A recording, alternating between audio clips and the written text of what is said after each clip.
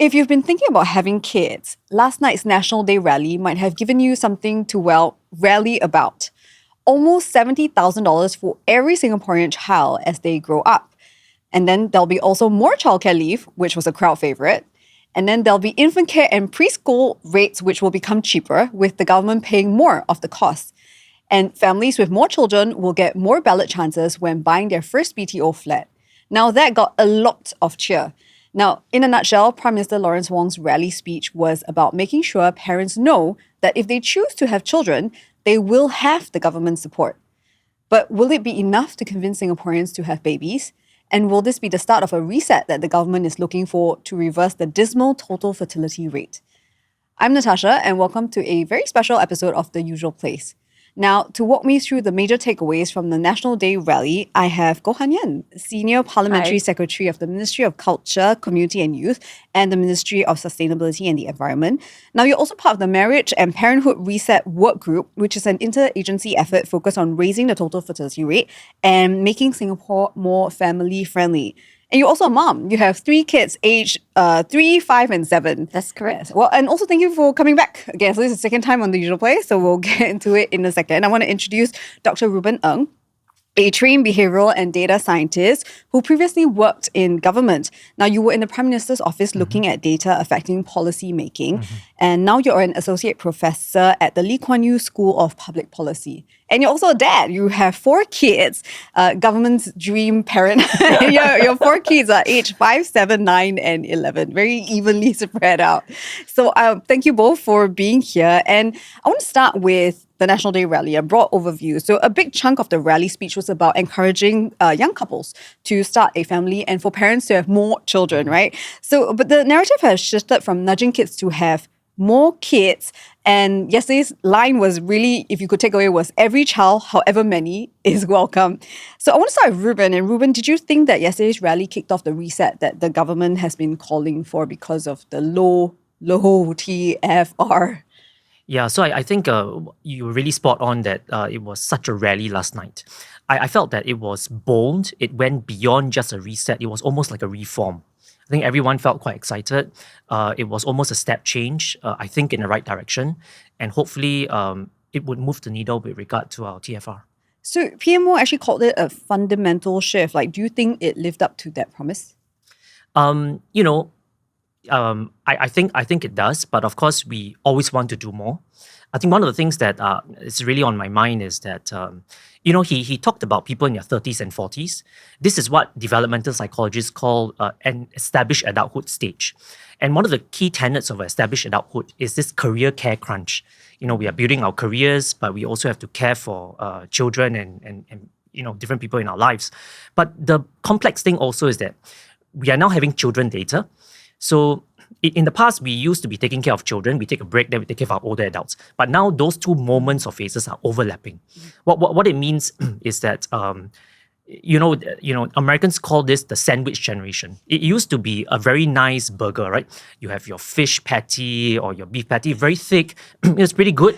Now when it's no longer a sandwich. It's almost like a mee chiang kueh, like a peanut pancake. It's all over the place, when you eat very tightly. Yes. It's just not just all over the place. It's that the patties are so chunky now, and all of us are shaved so thin like peanut butter, right? So it's now a very difficult situation.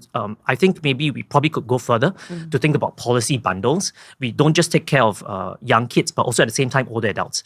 These policy bundles is probably something we can think about in the future. But I was really excited by what was announced last night, and I think we can have a cheer about that. Okay, now you're making me hungry. It's like time to have lunch. But Hanyan, I'm very curious. What made the government shift on the approach to family sizes? Because I mentioned, previously there was a lot of focus on like having larger families or having more than 1 or 2, right? But yesterday it was like every child, a equal child. Yeah, so the work group, when it was formed, we started to engage very widely across parents, soon-to-be parents, want-to-be parents. And what was very clear was that, I guess Reuben can relate to this as well, is that the demands of a child don't stop after the age of 2. The child is with you for life, pretty much. Right? Literally, the child is with you for life. And they are dependent on you till I think roughly, I guess, about 16 years old after secondary school. Then they can go on to further education. And given that when parents want to become parents, I hope they don't just think of the baby stage. Many of even the younger generation, when we speak to them, they're thinking of, can I build that life for my child? And that's the reason why the government felt that instead of focusing on the birth of the child, we do have to think of the entire duration. And that's the reason why two very important changes in the way that we support children financially or families. The $2,000 a year child credit that goes all the way to 16, and the injection at the end of the year, end of the duration at 17 for higher education. So all these taken together, I hope sends the message that we understand child is a responsibility for a longer period of time, and we want to ensure that you have that support for the entire period. And I'm also hoping that when a parent has a good experience with the first child, they can then think of the next child.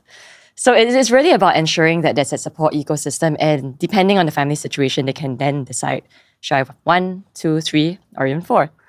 So I'm curious because the government kind of is starting with the cost concerns of raising children, right? But there were many other concerns that parents have raised. So I just want to cite the 2021 National Population and Talent Division. I think there was a survey that kind of looked at what parents were concerned about. And they also raised like work-life demands, difficulty conceiving children, and about the mindset of having children. It's like, do I want it, or do I want them, or do I not want them, right? So these were cited as reasons for not having more kids. So why did the government decide that right now we will tackle the cost concerns first? Yeah, so so the work group was formed, and our findings would be then released early next year. But we felt that there were pressing practical concerns that were raised around time, cost, housing, care in the community, that we didn't quite have to wait till when the final report would be released. These are concerns that we hear. Our agencies were ready to step forward with solutions as well. They were ready to take our recommendations. So I think any support that we can put out there, any signal that we can put out there for our families would be something we could do. So that's the first wave of things that went out during NDR last night. And that's not to say that the work is done. It is nowhere near completed. There are many other points that you said before. Work life, when we think about fertility, maternal health, very big areas that would affect someone's decision to go down this route. Many have talked about the education system.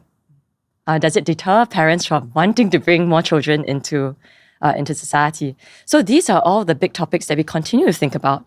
And of course, when we are talking about children, that's in my jargon, that's one. But we also want to think of even getting to 0, which is relationship formation.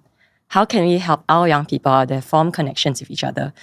Because as part of my work at the Ministry of Culture, Community and Youth, we are also seeing that young people these days have fewer and fewer closer friends, but they still highly prioritize family relationships. So there is that gap that we want to close, and that brings us to even step 0 of family formation, and that's something that we are also focusing on. Can you give us a sneak peek of what's coming? Tell me something like, no, because the relationship formation, that part is interesting to me. I'm assuming when you say relationship formation, it's like get people to meet and want to get married, right? But can you tell me something about, in the areas that weren't mentioned last night, but maybe in fertility, health, or, with meeting people to get married, is there anything that we can look out for?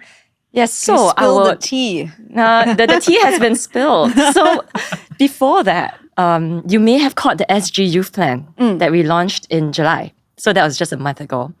And one of the misconceptions I need to debunk out there is that you are still a youth from 15 to 35. So it's quite a wide range. So many people think they have aged out of the bracket. No, that's not true. So if you're within 15 to 35, do look for the SG Youth Plan, because there are many things out there that would speak to, hopefully, different parts of your needs and your concerns. So one of the areas for connections is about basically making friends. So I'll give you 2 examples on what we're putting out under the plan. The first one is that we realized that there are fewer spaces out there for people to just hang out. It used to be, and I'm not going to guess your ages, but when I was younger, you could just go to the void deck, go to shopping centers, sit on the floor. Now it's not really the case. And so we do want social spaces where our young people can go out there and form connections, unstructured. And that's where we have launched 12 youth spaces, bringing it closer to the community so that our young people can find a place to hang out, a third space. So we hope through that, giving the infrastructure to form connections. The second area is that we are trying to move towards supporting interests. Because one of the easiest way to form connections is when there's a common interest. So at least there's something to vibe with at the first instance. So supporting more young people to create more interest-based activities and groups, put it on our platform called Discover, and then through that form the connections. So I think it's a bit high stakes to say you're there to find a boyfriend and girlfriend, but go there and find a friend.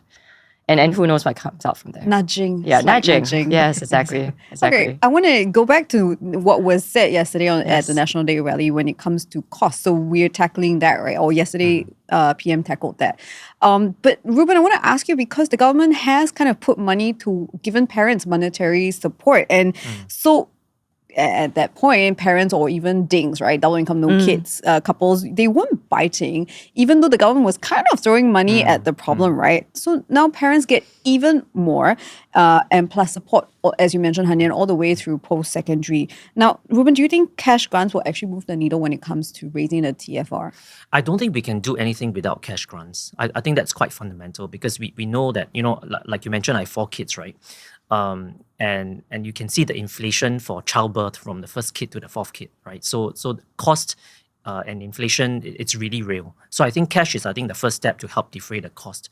But I think we can go further than that and sort of intangible stuff. I was really curious about communities around the world where young people like to have a lot of kids. And one of the communities is actually in Mongolia.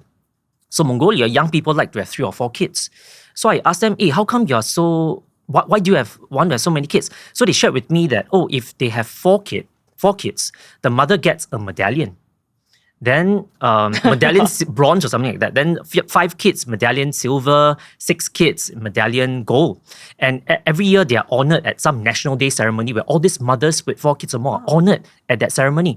So as a typical cheapskate person, right, ask, hey, what does your medallion give you? Does it give you 25% discount at NTUC? They said, no such thing. It's just for honor and glory. We are doing this for our country. It's a national duty. So I think cash grants are important to defray the cost, but I think it's important also to think about how can we honor our mothers. And I think PM Lawrence Wong's last year's speech emphasizing a We First society, and this year about some of these initiatives, I think gel very closely together. TFR fertility rate is really not just, yes, it's a very personal decision, but it's a whole of society issue that we need to tackle together. Hanyan, I'm going to go out on a limb and say the government, please don't give parents a medal. I don't think they want a medal if it's not worth anything. That's pretty impressive, though. I know, but I was like, wow. That did not come out in our focus groups. They really, see, I don't think they want a medal, but I'm sure they will appreciate the money help, right? Yes, but I did want right. to understand the government's perspective on, is this about moving the TFR needle upwards? Oh, whether this will eventually result in that? The short answer is, of course, we hope that it helps to move the TFR needle. Whether it happens immediately next year, I don't know. Because like what Reuben said, this will require a mindset shift, a change in the way we think about family formation, the way we think about supporting families, and what being a mother is, being a father is. Because we do hope that our fathers also take up more of the family responsibility so that our mothers can also bring themselves back to work, back to being themselves. And so we all know that mindset shifts just takes time. And I hope that at least the support that came through at NDR provides the government's strong statement to say that we are here, and that would then bring others along. Yeah. I'm glad you brought up mindset shift, because I think one is needed when it comes to childcare leave. And that was also a very big announcement yesterday, right? Reuben, what is the government signaling to employers and the workplace about parents setting time aside for children or taking time off from work to, engage with their children? Yeah, so I was really thrilled by the announcement because, employers, they would usually say it's very hard because of cost. Now they can't use that as a reason anymore, right? Because the government is going to be paying for childcare leave. So I think that is a great step forward. I think as Hanyan astutely mentioned, it's really a mindset shift, not just of individuals, but also of companies and employers. Because if I were an employer, I'll be quite excited by that. Because if I think about it, if I have 10 employees who are taking childcare leave, that's actually 120 paid days, you see. So I can actually take those 120 days to have a support structure around these parents and caregivers. Then I think your workforce becomes quite diverse, and you can bring more people in. So I think it's a good time for employers to think creatively and not use cost and excuse not to encourage caregiving. And I just think it's a good step forward. Hanyan, any indication when this will kick in? So this is the direction and intention has been announced. There has to be discussions with tripartite partners to figure out how can we implement this on the ground. It wouldn't be very straightforward or easy because every sector or company might have a different approach to it. So there'll be further discussions around that. Okay, so the mindset shift also needs to happen with, and not just employers, like not just bosses, but also colleagues who have to step in, right? Yes. So, but leave in general, there's just so many things happening around it. So according to the Ministry of Social and Family Development, 61% of fathers took up paternity leave in 2024, but this number goes down to just 54% when it's childcare leave. And we've also seen an NTC report where many say that they're worried about being viewed negatively when asking for flexible work arrangements. So Reuben, why is it so hard to change Singapore's work culture? Yeah. So I think you hit the nail on the head, right? It's culture. Culture is very difficult to change. It's very deeply embedded societal DNA. In the early years where I used to work, I probably wouldn't want to leave before my boss leaves. And my boss usually leaves quite late. And when I was working in Japan, I was seated all the way at the back, right? I dare not leave until the boss in front leaves, right? So I do think that leaders need to set the example. I think that's quite important. And it's also important to think that we are kind of in this together, and don't hesitate really to. So there's this prevailing thinking sometimes that not taking leave is a badge of honor, and then it leads to burnout. That sometimes, I mean, it's great that we have an aspiring culture, but that's kind of the downside.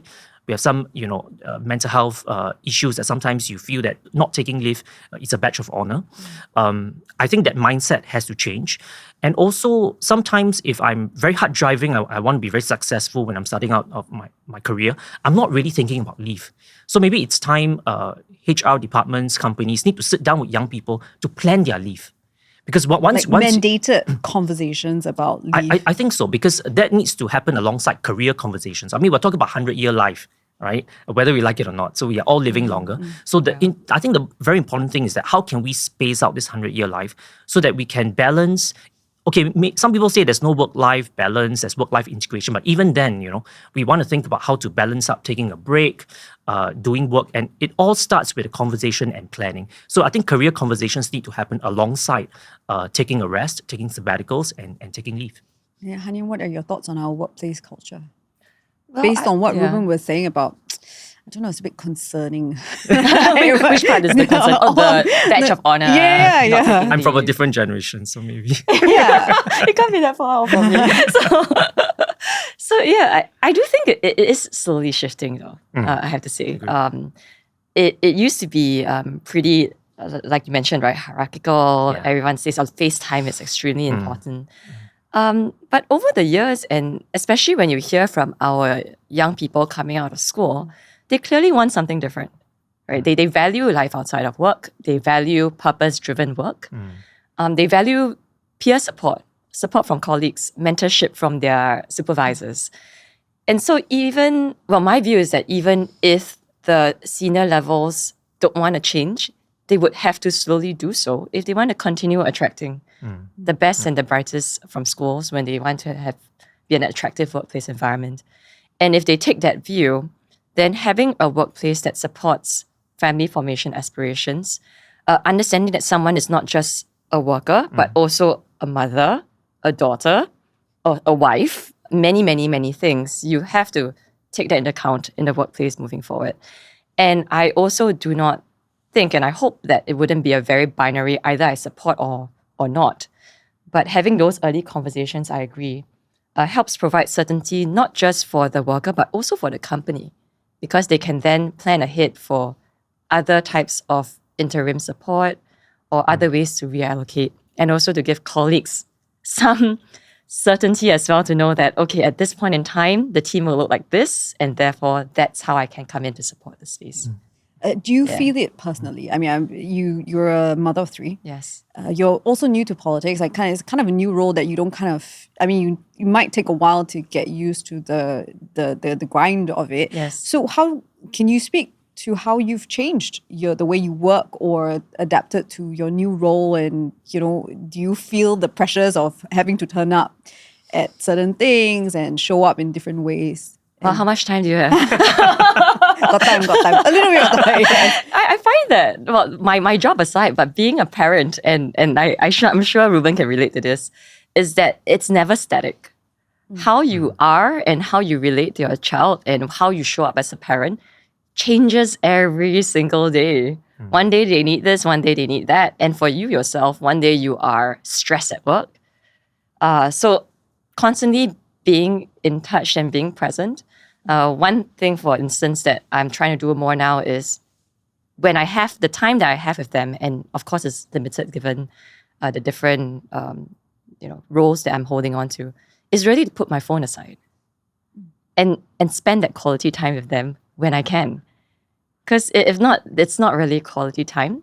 But I have to say, and because of the whole culture and everything, of course there will be times where I feel bad saying no to something because I want to spend time with my kids.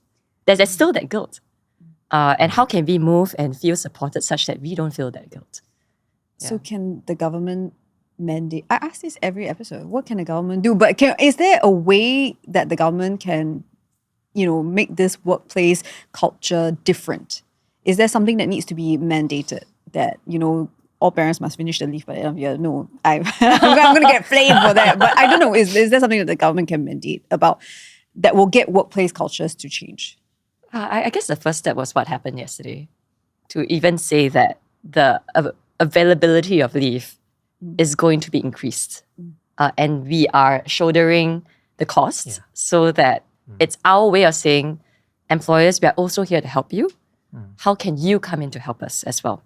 So having that initial conversation, in terms of our tripartite relationship, we have had to navigate many different challenges over the years. And the answer has not always been, I'm going to mandate, I'm going to legislate, I'm going to do this and that. Because it's not just the employers themselves that have to figure this out. And at the end of the day, we need our businesses to be also successful and viable. And so that balance has to be struck. And also for the other colleagues in the business. We had a chat before this. It's not just the parents that are part of our workforce. There are many other types of workers in our workforce. So having to navigate a balance is extremely important. And that's why legislation or mandating things may not always be the first choice. Yeah. I just wanted to highlight something. I really like what you said, Hanyan. I think, oftentimes we are always thinking about, because our government works really well here in Singapore, we are always thinking about what can the government do, right? But I think it's important to ask ourselves also, what can we do for each other? Because to be very honest, they are really exemplary employers, doing very well. There are others who may not be so open, right? So we can, and these are different behavioral segments. So I think it's important to think about how can we, what I call as a behavioral scientist, how can we cross-activate those behavioral segments? So basically, if I'm in a particular sector, there's always a spectrum of employers doing pretty well, maybe some not, but is there anything that we can learn from them to help the rest? So we can create maybe sectoral playbooks, things like that. And I think together we could make a change. We just need some case studies. In fact, we did a study maybe about a year ago with WorkWell leaders to see whether things like childcare leave, things like mental health, does it actually make a difference to the bottom line? Because if it doesn't make a difference, then it's a HR program, right? It is not business strategy. Actually, to our surprise, we found that organizations who do well in these different indicators, looking after the mental health of their workers, looking after, because we bring the whole person to work. We don't just leave. I don't just leave the thinking about my 4 kids who may not be ill. At the door when I get to work. It's the entire person. So we found that companies who actually support employees, the whole person, not just at work stuff, but also out of work stuff, give them that support structure, they perform so much better at work. and they are your champions. So I think it's important to make employers realize that it makes a difference to not just the top line, but also to the bottom line. And it makes very good business sense to support parents at work. So on the flip side, what can employers actually do for colleagues who step up for parents who have to be away from the workplace for a little bit? Okay, so this is a really interesting question. So we are really at unprecedented times. Never before in our history have there been 5 generations at the workplace. So 5 generations? Yeah, so I'm from Catholic Junior College. Last year we celebrated our 50th anniversary. So I was talking to the principal, Mrs. Wu. She was telling me 5 generations. I met Madam Sadia, a librarian during my time, still there, 76, 77 years old. And you have kids, right? 17, 18. And in between, there are at least 3 different generations. So I think that there's something to be said there about how we can learn from each other, help each other. Because some of the grandparents may, because of the experience, could actually mentor from a family caregiving perspective. I think we really want to harness this multi-generations at the workplace. And in that way, I think we can become stronger, and there also be a lot of intergenerational bonding. Hanyan, thoughts on... I guess it's also part of workplace culture, but what's your take on how employers can support the people who are supporting parents?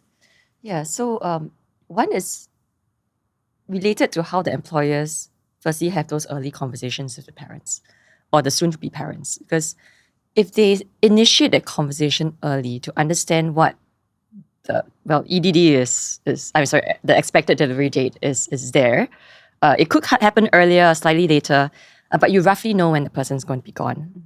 And then have the conversation. Do you want to take all your leave in one shot, longer, shorter? And that's where they can then engage the rest of the organization, those who need to cover, to give them the certainty as well, so that they can then build their plans, because they also need to take leave. They also have their responsibilities and interests and hobbies outside of work. I was going to say, they also have a life. Yeah, they also have a very, very full even life. Even if it may not involve little people. Exactly. So they also have a full life, and they also need to have that amount, to the extent that the employer can give them, certainty around what to expect over the next few months. So that's one. And I do think that parents ourselves also have to step up in terms of understanding that when we are gone, the others are helping us to carry some of these responsibilities that don't stop at work. And in the times where our colleagues need our help too, because they could be caregivers to seniors, to their siblings, what have you, could we then also step forward to say that, yes, thank you, and now let me help you because you have to bring your mother or father to a hospital. So I do think having that culture of reciprocity, support, that will go a very long way, so that it doesn't always feel like a transaction or something that's mandated. Yeah. Maybe buy your single colleagues lunch. Sorry? Buy your single colleagues lunch and coffee and other things. But I mean, speaking of single people, I think I can speak for singles and people who don't want kids. I mean, when we were listening to PM yesterday, I think we kind of felt left out. And can't tell you what was going through my head. So the more he spoke, the more I was like, okay, it's coming. We will get something. This year is our year, right? Then the more he spoke, I was like, he reached Jurong Island already? It's like, nothing? Do I get anything? A crumb? Anything? Nothing? Okay, and then he ended. Then I was like, wow, we really got nothing. Then I think the thought going through the message that maybe some people got was that we are less important than couples who have children. And I'm saying this seriously because I have seen the comments online and people have messaged and we've spoken about it. And all these measures actually, for parents who want to have children, it's a huge bill. And what the government is asking us to do as singles is to contribute to the national coffers and actually, support nation building, which I would like to say, I think most single people are on board with this, or older people who have no kids, they are on board with this. But then the flip side is, okay, but what is in it for me too? Because I'm helping others for a lifestyle that perhaps I won't be able to partake in, or I choose not to partake in, but I don't see anything for me. Maybe I need the medallion. But Hanyan, what's your take on, do you think this is fair critique? Natasha, I can completely actually see where you're coming from. Because at NDR, everyone's always like waiting, right? It's like, when is it going to come my way? And with every NDR, we have to then, or the Prime Minister will then have to figure out what to focus on. It doesn't mean we're not doing everything else. Because as every budget comes along, as every committee of supply comes along, you can see that all the agencies are still pushing on their policy areas. So it's not to say that the singles are left behind, although I can understand the sentiment, I can completely appreciate it. So during the NDR itself, Prime Minister did leave a door open for some of the single-related moves that will come up within this term of government. So I say stay tuned for that. But I'll also say that maybe if we take a step back, why this was required for NDR this year is really when the new stats for the TFR came out, 0.87. Because it becomes then, at a policy level or national level, an immediate imperative. Because if we are aging and the dependency, meaning the number of young people to the number of aged, keeps shrinking, that's going to raise quite a bit of alarm bells. And so we do have to reverse it from a nation survival standpoint. And that's the reason why he came up to talk about this at this year's NDR.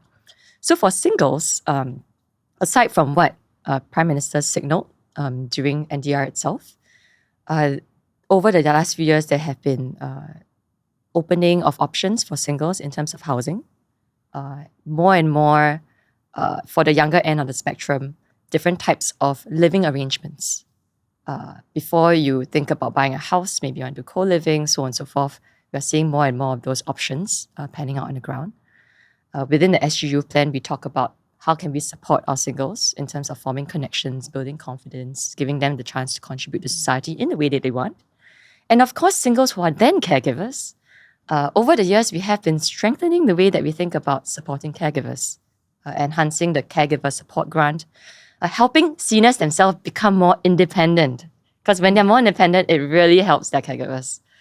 So with Age Well SG, helping them to screen much earlier for fragility, giving them the chances to strengthen their health in the community through the active aging centers, bring healthcare services closer to where the seniors live to reduce the burden for caregivers. And again, this is not to say that we're there yet, because there's so much more we can do for caregivers. And this work will continue even if it's not covered in and of itself within NDR. So I thought to say that we recognize and we fully appreciate where singles are coming from in terms of how they receive it. But I also wanted to assure at the same time that there's a whole body of work that continues for over the past few years and will continue into the future as well. So turning to you, Reuben, I want to ask, do you think the government is taking on some political risk by actually dedicating a large chunk of public funds to supporting couples and young families? Yeah, that's a good question. I think I totally appreciate your sentiment. I think that's a really important one. Sometimes when my kids get on my nerves, I'll just tell myself, I wish I was single again, no? I just wanted to. So the grass is always greener on the other side. As a father of four, I can tell you I'm a voracious consumer of leftover food. That's why I'm a balanced diet, right? Everybody wants to eat different things. Even their media consumption is so different. Last time we used to watch a big screen. Now who want to watch big screen? They want to watch their own small screen, this and that. So life has fundamentally changed, and grass is always greener on the other side. But I think it's a trade-off sometimes. We have. We are in this, sometimes we have that, and it's a constant trade-off, and nothing is quite static. And I think to your important question about singles and whether it's taking on some political risk. A couple of years ago, we did a huge survey of 140 countries to look at just risk. When you see the word risk, what do you think? 70% of people across 140 countries, about 150,000 people, say that when they think of the word risk, 70% think of it as danger. Only 30% of it think as opportunities. So I do think that this particular government is admirable because they are not just looking at risk as danger and we want to prevent things from happening, but we also want to promote good things. I think fundamentally culture, there are sort of two different types. Are you a prevention-focused culture, or are you a promotion-focused culture? If I have a prevention-focused mindset, I'll go to the gym because I don't want to put on more weight. If I'm promotion-focused, I will say, I want to go to the gym to look good, right? I feel that in Singapore, too much of a prevention-focused culture, not enough of a promotion-focused culture. And I think in PM Wong, this term of government, to me, he's trying to promote a more promotion-focused culture, we first society, so that we can frame things in a way to take our country forward. That's how I see it. And that's what really got me rallied up yesterday. You sound very excited. I mean, both your kids are at the age where you, in a way, will benefit from what was said yesterday. I mean, but I want to ask you, Hanyan, when you heard Reuben saying that the grass always greener on the other side, then do you also have the same thought sometimes? Or when you meet people on the ground, like, do you see both sides having the tension about like, oh, your life is, I wish I had your life? There is, definitely on the ground. There are days where you're like, Of course. Yeah. I wish I had time. I wish I had silence. Some days I wish I had silence. But then again, the next day, and they come and give you a hug, it just completely melts you. So, it's constantly greener on the side. Oh, this is amazing. And it keeps shifting as we go along. But I'll say that, and this is just personal for me, as they have grown up and as the days go by, it's more of I'm glad I did it than not. So, I mean, that's just me. Yeah. No, but there's a scientific basis, So psychologists found that we actually regret inaction more than action. Just go for it, man. Just go. Like what the guy said, right? I mean, one of the couples that PM Wong correct. spotlighted, right? But Reuben, it's not that easy. I mean, one of the reasons that young couples cite for not having kids is this pressure cooker society that we actually live in, right? So everything from school to work and dealing with the high cost of living and making ends meet. So it's all really stressful. And as we started out talking about the sandwich generation that became a mi jiang gui, right? Then it's like, oh my goodness, I have to deal with so many things. But Hanyan, how will we see the work group actually tackle this? Is there a timeline of sorts? So the work group, while I mentioned that the final report will be out in early next year, the work actually never ends. Because like you said, what can be accomplished in the near term would be things that were announced yesterday. Perhaps some things that will be announced when we come up with the final report.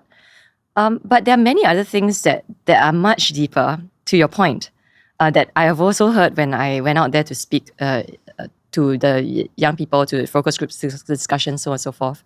A lot of it has to do with their belief of the future. How optimistic are they about the future? If I am worried about my career, if I'm worried about where the world is going in terms of climate change, if I'm worried about the pressure cooker environment you talked about in our education system, or some of them think it's very challenging. These things take time to shift.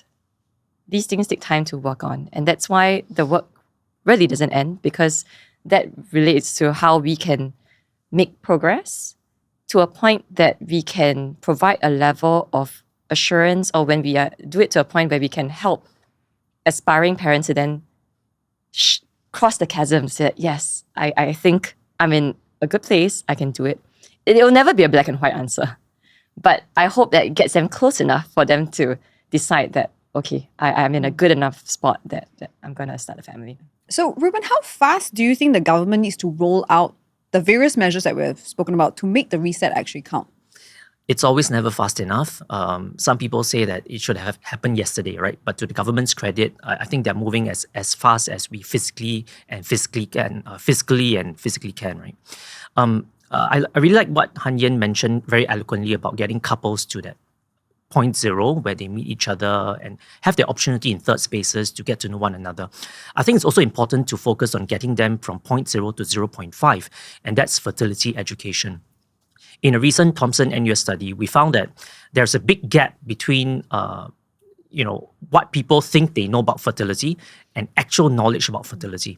In fact, it was really interesting. 90%, it was a survey of over 1,000 people, 90% of them say that, hey, I know a lot about fertility. But when you give them a fertility literacy test, I think only 10% got everything right. So there's kind of a gap. Okay? So, some misconceptions are actually 50% of people think that men's fertility do not decline with age. Things like that, right? So there's some sort of misconception. So that's why they think they can wait and things like that, right? So I think it's important to really highlight fertility education. In fact, one of the questions, we found that people actually know a lot about IVF, which is actually 5-6 steps later. And not many people know about fertility screening. So in fact, when I spoke to some of these gynecologists and fertility doctors, they were saying that you need to try as early as possible. And if couples are trying for 6 months nothing is really happening, go for some fertility screening to understand what else could be done. So I think it seems that if we can ramp up on fertility education, fertility literacy, I think that would go a long way. Hanyan, the government's timeline, any indication of what's coming? Scrapping PSLE? I'm kidding. I don't know. I don't know. But what is the government's timeline? Because as you said, this is always a work in progress, right? But are we going to see some key milestones in the next year from yesterday's NDR to next year's NDR? Oh, wow. Yeah, no. So definitely the budget and committee of supply would be typically when details or new announcements might come up. So I'll say around that time. And some of the things that were discussed or that were talked about at NDR you'll see greater detail being shared during committee of supply. So for instance, on the whole part on preschools, after school care, so on and so forth. Okay, so that's the next big one that parents should look out for. Yeah. So I want to zoom out and I want to talk about PM Wong, right? And then this is his third National Day rally, and we've seen him make changes after public feedback. So that includes dialect policy, and then the parenthood announcements come after there have been focus groups and the government's talking to parents. And there were also changes on social media restrictions, right? Like there were advisories for the platforms. So this appears to be a bit more consultation on various fronts. Reuben, what does this say about his governance style? His governance style to me is quite almost like a co-creation process. He mentioned, very interesting is the paradox, right? He mentioned that we don't just plan 50 years, we plan 100 years, right? So he's planning really long term, but yet in the short term, he wants to co-create. So I think that's healthy. Because, I build social sensing platforms for different governments around the world. And one of this really, it's really a triangulated sort of effect, right? There's, of course, that survey, ground sensing, polling. Then, of course, there's social media, news media narratives and things like that. But there's always a segment in society that no matter how loud the message is across different news cycles, they just won't get it. I call them the chronic know-nothings. They know nothing and it's chronic.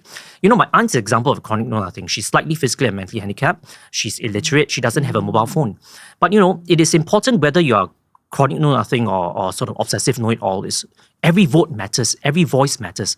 So it's important to actually go and talk to them, get them to introduce us to their friends and bring them into the fray. I think that's what PM Lawrence Wong is trying to do. There are a lot of focus groups getting views from people on the ground and to bring that into not just the policy implementation stage, but the policy agenda setting stage. And that's really important. So people feel that they have a stake, not just when the thing is done and dusted, but when it's actually formulated. And to me, that is something to cheer about. And in fact, not doing that has led to the collapse of multiple governments around the world. Hanyan, being in government, how do you feel about this consultative style of government? I do think that it's the way to go. Mainly because as a society matures, I do think that it can no longer be a one-way street. Because at the end of the day, in order for the government to represent the people and to carry the policies, they have to bring the people along. And that means that, as you very nicely talked about, having a long-term eye on what's required. But when you're implementing in the short term, when you're formulating policies, to ensure that these policies are relevant and do help the people that we want to help. And that's why co-creation becomes important upstream. When I say upstream, I mean during policy formulation, for us to understand the needs, for us to be as effective as possible in addressing those needs when we form the policies. And of course, when you roll it out, again, it requires, and we talked about this so many times today, all of society. And if you want all of society, it means that they have to feel like they were part of the journey. So I'll say that the near term, long term, indeed, it has to be done, and we will continue to improve because it's not easy to do that. So it's a muscle that we'll continue to keep building. And I'll say that the other thing that I think comes true is to say that there's a lot of agency that we're trying to carve out in a world that's highly uncertain. And it was mentioned a little bit last night, but that we can carve out our own space, go into uncharted territory, even for TFR, in a world that seemingly is going into also uncharted territory. And so having the agency, but having the agency together where all of us can come together and figure out what needs to be done and go for it. Yeah. So, Hanyan, I hear you. The government is here to support parents, and these monetary benefits are the first step. But okay, really don't need the medallion. We don't need to be follow I'll Mongolia. bring back that suggestion. Hey, it works in Mongolia. Yeah, it no, works apparently. in Mongolia, but I'm not sure parents want a medallion. Yeah, but think about how to reward single people too. Okay, well, I'm sure we'll get a lot of feedback. So hopefully you guys Thank are you. watching Thank the you so comments much. and then listening to what can come next, right? But also, Reuben, thank you for pointing out that we're in a Mi Jiang Gui generation where there's a lot happening in everyone's lives. So while cash grants are important, we also need to find ways to change culture, starting with the workplace, especially with yesterday's childcare leave being announced. So I want to thank you both for being here and for having a very Thank you so candid much. conversation. Thank you, Natasha. Thank you. And that's it for this week. Now, if you have any more ideas about how the government can encourage couples to have children, please drop your comments on YouTube, Spotify, or Instagram and tell me and Hanyan what you think. And if you like the episode, do share it with someone else. I will see you next Thursday.